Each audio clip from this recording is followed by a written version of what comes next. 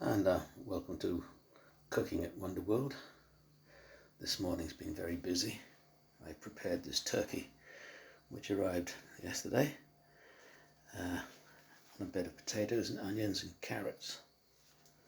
And those balls there are made of chickpea, some garlic there, some black pepper. And inside these peppers is the turkey with onions and spices and hummus that I made yesterday. Those balls there should be quite good.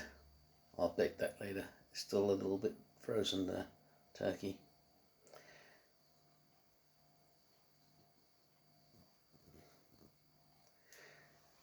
I like to see the way I put it on a bed of vegetables that stops it from sticking to the pan, and they can turn it over to brown it.